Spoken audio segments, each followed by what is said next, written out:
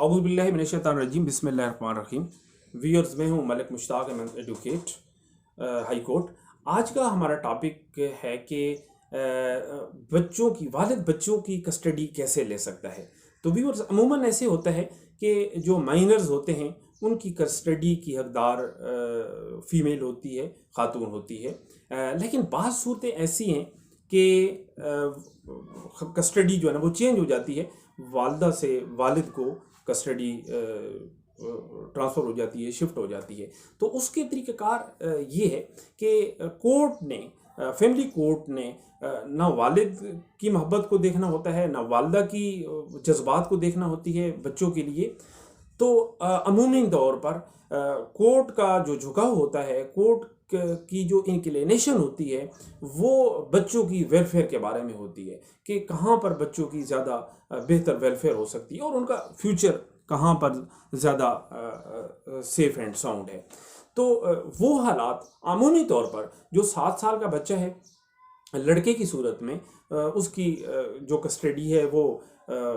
Mother کے پاس رہے گی، خاتون کے پاس رہے گی، اور بچیوں کی صورت میں جب تک کہ ان کی بلوغت کی ایج نہیں ہوتی ہے، جب تک وہ بالغ نہیں ہوتی ہیں، تو اس صورتحال میں کسٹڈی جو ہے نا وہ والدہ کے پاس رہتی ہے۔ اب وہ کیا اسپیشل سرکمسٹانسز ہیں جن کی وجہ سے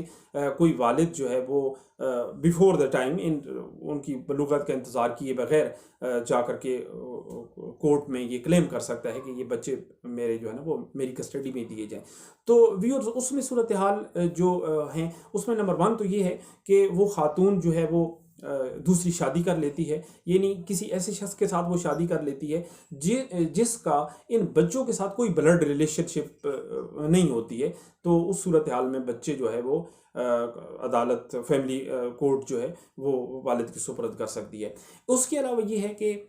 اگر خاتون کوئی غیر اخلاقی زندگی گزار رہی ہو، لیکن یہاں یہ میں آپ کو واضح کر دوں کہ عمومی میں نے اپنی پریکٹس میں دیکھا ہے کہ لوگ الزامات لگا دیتے ہیں، لیکن یہ کہ یہ سارے الزامات جو ہے نا وہ ثابت کرنے ہوتے ہیں، اور اس کی غیر اخلاقی زندگی کا اگر والد لیتا ہے، پلی لیتا ہے، تو یہ اس کے اوپر ہے کہ وہ یہ کورٹ کو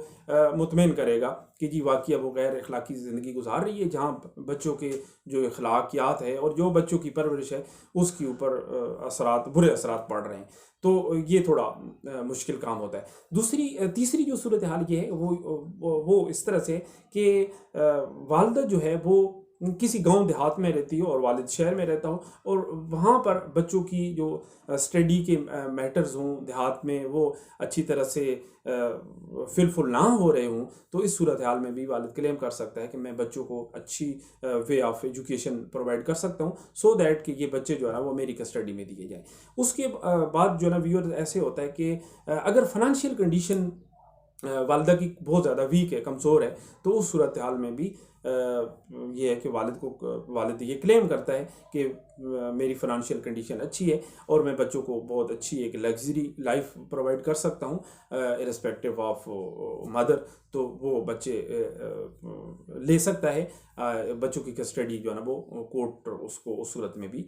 دے سکتی ہے۔ تو ویورز، یہ جو آج ہمارا ٹاپک تھا فیملی لا سے ریلیٹڈ، اس سے ملتا جلتا میں نیکسٹ ویڈیو میں بھی آپ کی خدمت میں ٹاپک پیش کروں گا۔ تو آپ سے گزارش ہے کہ اس چینل کو ضرور سبسکرائب کریں تاکہ زیادہ سے زیادہ لوگوں کو قانونی رہنمائی اور اس سے آگاہی ہوتی رہے۔ خدا حافظ۔